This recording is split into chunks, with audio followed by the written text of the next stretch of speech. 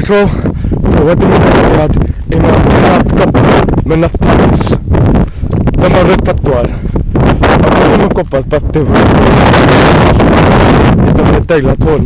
Mae'r adeilad hwn yn cael ei adeiladu yn o'r 19fed ganrif neu 4 ganrif o 15 yn ystod yr oes Fictoriaidd. Ond dyma pryd yn Hwngari ar y llaw arall mae gynta nhw las o das yn Hwngari ar Habsburgs o dyma oedd o'n ei digwydd yn o'r 1848 a 1949 Habsburg wedi Hwngari troi mewn Austro-Hwngari efo hyn. Ond o'r o'n yn Chymru maen nhw'n defnyddio hwn fel allan i gweithio sti. Ti'n gweld hyn? Y chimney anodd iawn sti. Cyfed ti'n adeilad dwi'n gorau hwn. Waw. Edrychwch. Edrych at y gwaith. Hwn ydy ffinon, dwi'n meddwl.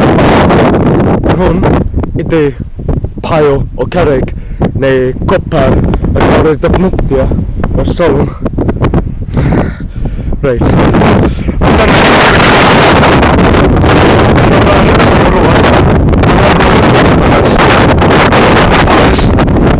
Ond o rwan, dwi'n mynd i cael gwrdd yn nhw o'r Parys. Dwi'n mynd i dod yn ôl a wedyn dilyn y llwybr arall. A dyna ni, dyma'r llwybr arall mwyn ddringo a Mynydd Parys. Oedd pawb yn meddwl bod Mynydd Parys ydy pethau Rufeiniaid neu pethau Fictorianaidd, ond na, oedd o'n yma'n gychwyn ers oes y Celtiaid. Ti'n gweld hwn, ti'n gweld hwn. Waw, gwybod yr adeilad. Dwi'n yn siwr iawn na beth yw hwn, ond edrych yn abandoned. Pethau fel cerrig brown. Dyna ni, yn Amlwch. Edrychwch at y golygydd. Mae'n prydferth iawn. Ond hefyd, peryglis i gwneud y gwaith.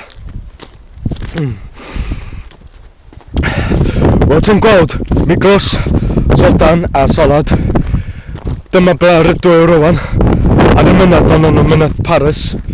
Ac waw, mae'n lla peryglis i gwneud y gwaith. Wel, dyma ble roedd y gweithwyr wedi gwneud y gwaith ar y copor sti. Ac waw.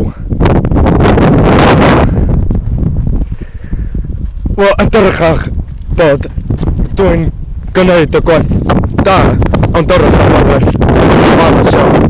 Rwy'n tro, mae rhaid i fi stopio ffôn mi o rwan. Hwyl am y tro.